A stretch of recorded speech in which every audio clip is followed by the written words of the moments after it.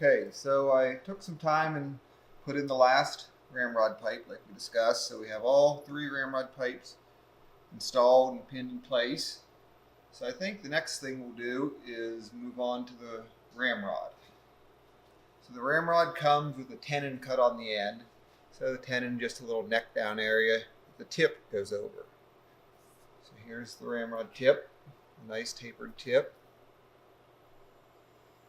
And the tip is what enters the stock. So this, the end of the ramrod with the tip on it will enter the stock. So I'm gonna, should fit over the end. This one is fitting. I think it'll go. Might be a little snug. If it happens to be a little snug, we can file that down a little bit, but usually they fit. I'm gonna risk it and see if it'll tap on. Usually they do.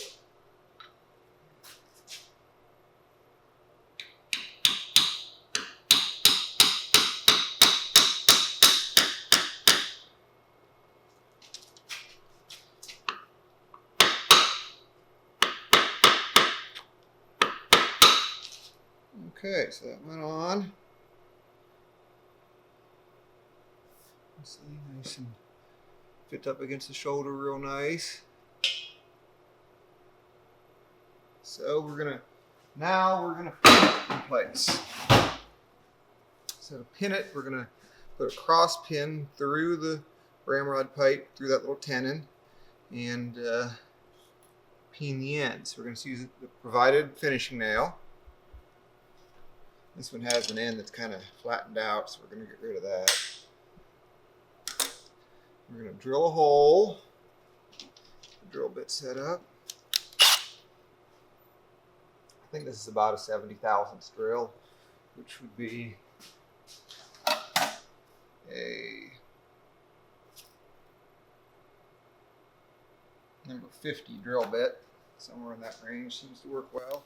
You could use a 16th inch drill bit too, and then just chuck up the pin in your drill and hold a file against it to cut it down in size a little bit. So I'm gonna get started here. Whoops, usually do better than that.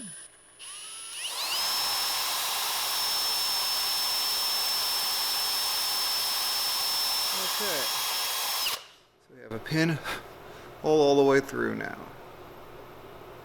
Now we're going to countersink the ends a little bit. I'm just going to use a drill bit to countersink it, just a little bigger drill bit. You could use a countersink too. This is just a very slight countersink. Spinning a drill bit in my fingers. I'll put a little tiny bevel on the hole and give you somewhere for it to pin into. So I'm taking the finishing nail now. I'm going to just make sure I file just a little bit of a lead on it. Oops. Away from me there. That should be fine. Get a hammer out of here.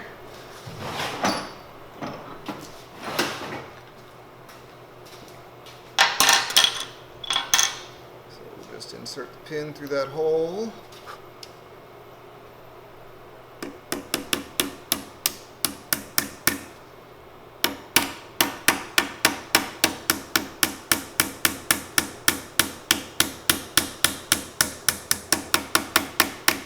Okay, now we'll cut it off. And we have a little too much sticking out now. When you pin it, you just want a tiny little bit sticking out each side. So I'm going to file the ends down just a tiny little bit, get it closer, maybe a 32nd or something sticking out past. So we're going to go towards that now. Come on.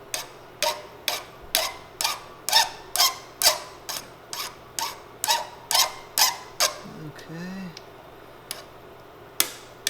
See if I can't just snip this head, because this head's a little bit more than I'd like to file. See if I can snip it. With luck, I'll be able to get rid of some of it. I've got rid of a little bit of it.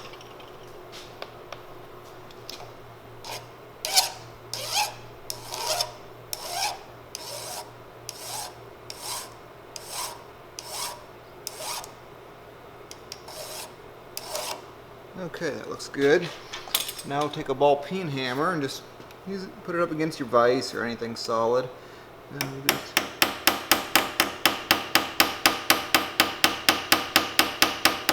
peen it down in the countersink, both sides. Okay, that's all that's needed there. We'll take a file. A mill file works well. We'll file it all flush.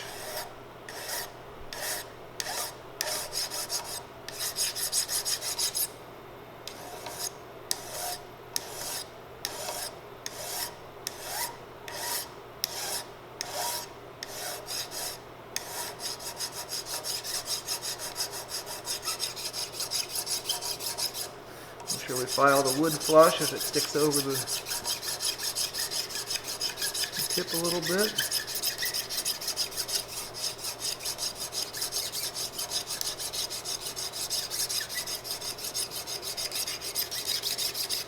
Okay, now we're going to see if it fits in the stock okay.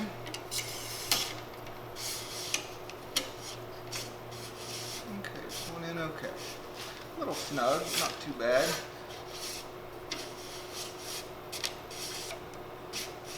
Okay, what we're going to do now is we're going to trim it. So we'll mark it with a pencil somewhere. Now you can, generally I cut the ramrod off flush with the end of the stock. Sometimes people like to leave a little extra so they can grab it with their fingers a little easier. Helps maybe pulling the ramrod out or loading it. But it can also catch on things more too if it sticks out past. So I usually just like to trim it flush with the stock. So just pull it out. I often will use a bandsaw, but just to stay here, go ahead and just use a hacksaw to trim it. If they have a fine enough blade, they work pretty good. Or even a jeweler's saw works well. Just grab it. So if you're not familiar with a jeweler's saw, it's a frame, sort of like a coping saw frame, but it holds a real fine blade. You can cut, primarily use them to cut metal, but you can cut wood too. So I'm just going to use it just to, come on.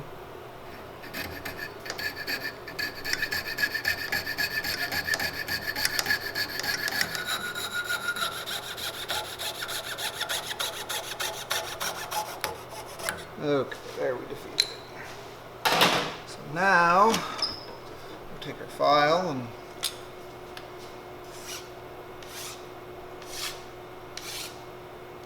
file a little bevel around there. The end looks pretty square and pretty nice. And then the last step, let me grab a gouge. I like to hollow the end a little bit. The way I do it might be a little dangerous if you're not used to it, but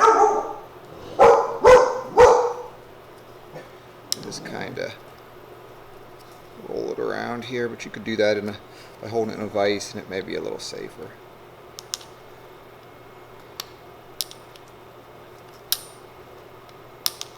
So I'm just getting a little bit of a concavity in the end there. Okay, we've about got it. This gouge isn't the sharpest. An end-grained hickory, it's good to have it sharp, but we got through it.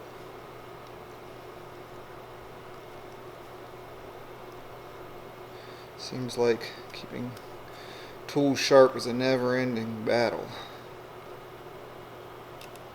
Okay.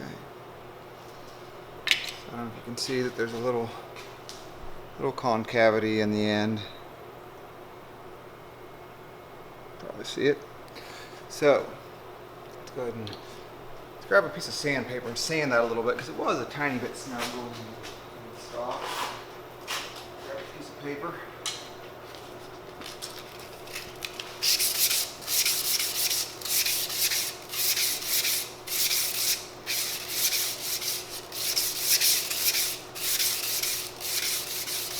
Okay, let's give that a try.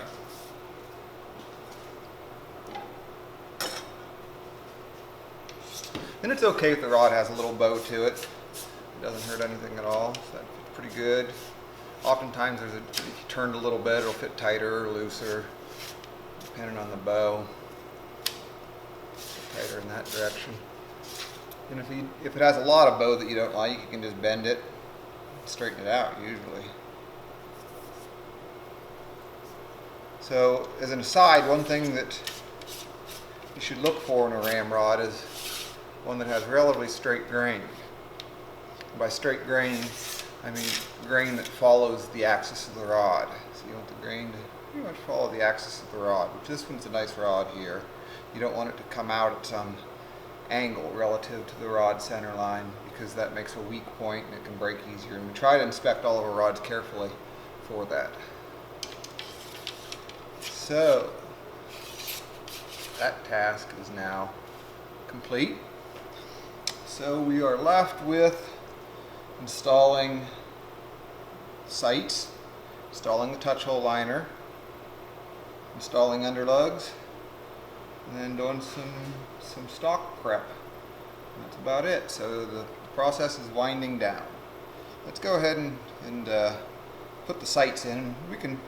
It's a good idea to take the barrel out. There's no reason why we can't put the sights, the barrel in the stock. We'll just go ahead and get it done. So when you receive the sights, they may have a little nub on the bottom, a casting gate on the bottom.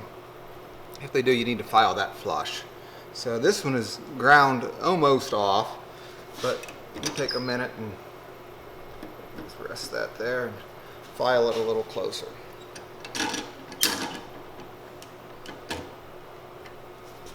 The idea is to keep it flat, because if you don't make it flat, it won't fit the dovetail right.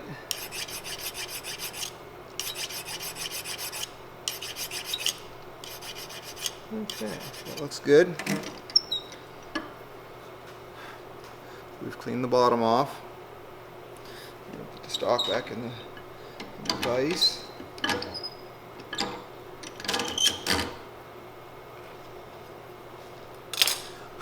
We'll see if it begins to fit. Okay, it's coming very close to fitting. So I'm going to use a file. 3-cornered file. First thing I'm going to do is I'm going to break this front edge just a little bit, because there's a little burr on it that could prevent it from going in.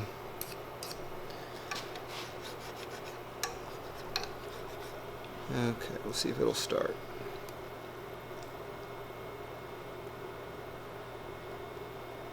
Okay, it will start, I think. Let me try to give it a tap. Sometimes we need to open them up a little bit, but let me give it a little tap. You can use a dowel. I often use a little piece of aluminum, but that little dowel that we cut off would work too. Let's use it, since it might be nice to show. So let's see if it's going to go. We don't want to force it. It seems to be going nice. You want it to be snug, but you don't want to have to use too much force. And just roughly center it up by eye. So that looks pretty good there. Okay. Now we're going to do a similar thing to the front sight. Let me move our operation around a little bit.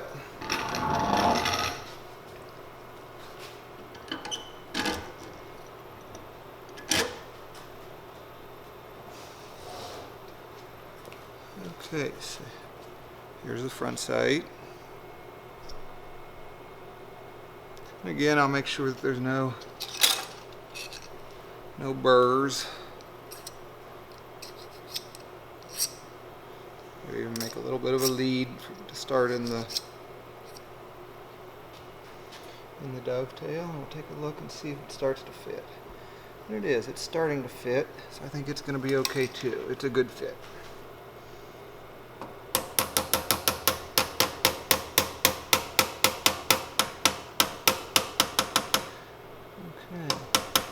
And the tail of this sight is bent a tiny bit, so see if I can just tap it with this over. Yeah. Looks pretty good. Get it centered up, so good. And it's a good idea as you're finishing the gun to round the corners. Sometimes you can file these a little bit closer to the side of the barrel, but having the edges hang over a little bit is good in case you need to adjust your sights for left or right. So hanging over the side of the barrel is okay. I oftentimes will sight in a rifle and then cut it a little closer, but I usually don't leave it perfectly flush with the side of the barrel either. Even if you round it off a little bit so it doesn't have sharp edges, that's nice as well. So sights are now installed. So we're going to take a minute and take the gun apart so we can install the touch hole liner and underlugs. So let's get to it. Pop the lock out first. Always remember to take the lock out before the barrel.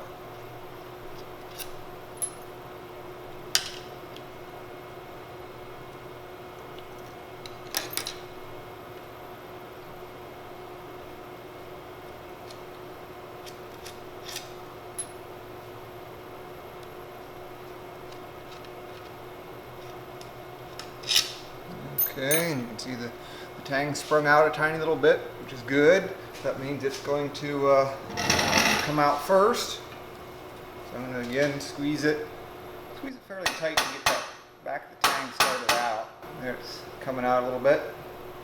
Now I'm going to loosen my grip on my left hand so let the barrel come out. Okay, come on, baby.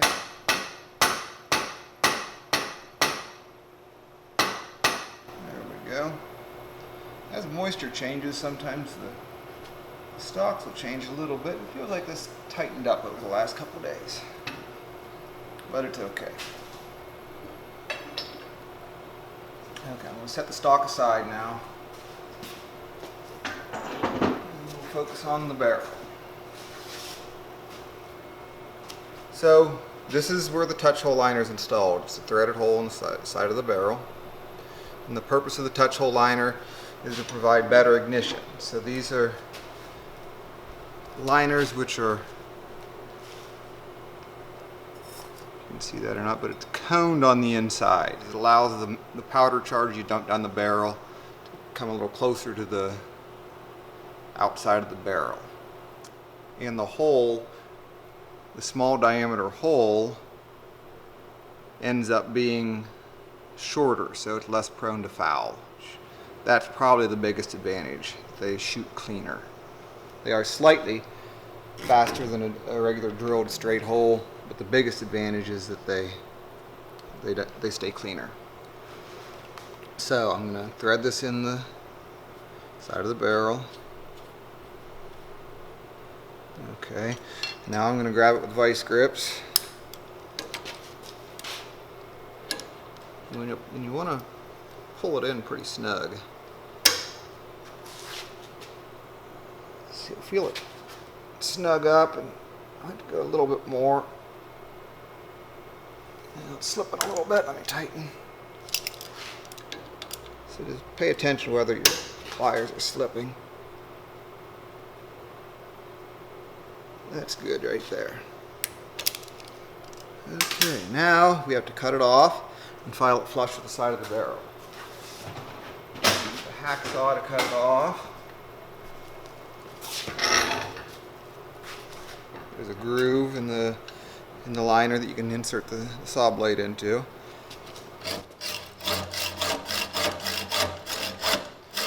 Just be careful you don't tip the saw, so you don't want to cut into the side of the barrel. Come on, keep going.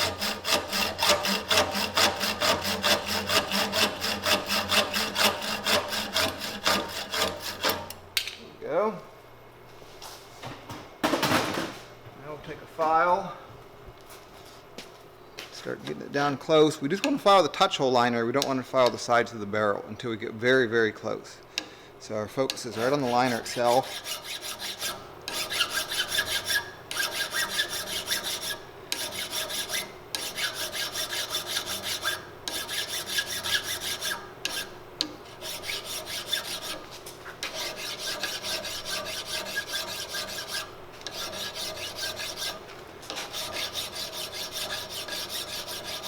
Okay, after we get close, a little insurance policy is I always like to peen the edges just slightly. This nestles down in a countersink, and just to make sure that it fills out the countersink well, I like to go around the edge and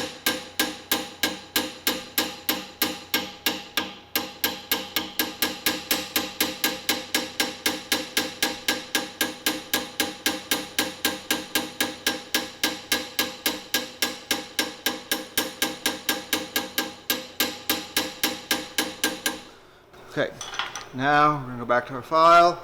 Relatively coarse file and a relatively narrow file works well.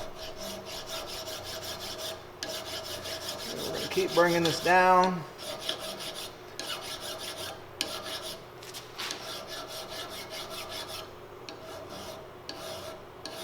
Okay, we're just starting to get close.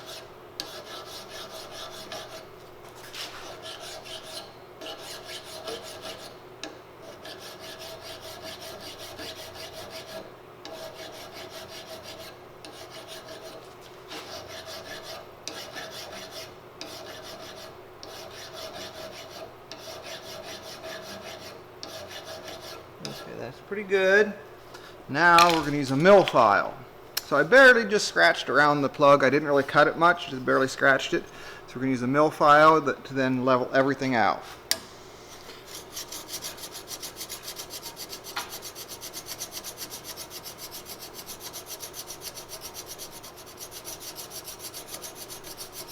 And this is a draw filing technique, so I'm holding the file perpendicular to the axis I'm moving it.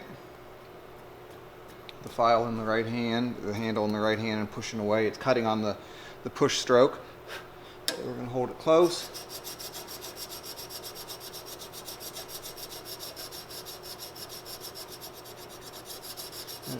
It's a good way to finish. Make things nice and flat.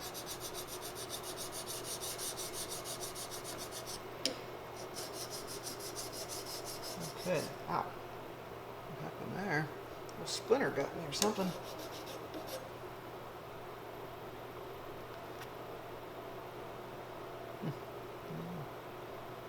Can't believe it's in there, so that's good. Okay, we are all finished up. So you can see it's nice, smooth, even, level. No humps or bumps or anything. So the last thing that we're going to do is I like to use about a 1/16 inch bit. There's already a hole in there, but I like to open it up a little bit. The 1/16 of an inch. And that's that.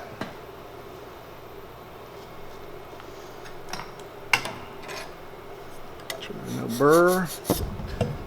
We're good to go.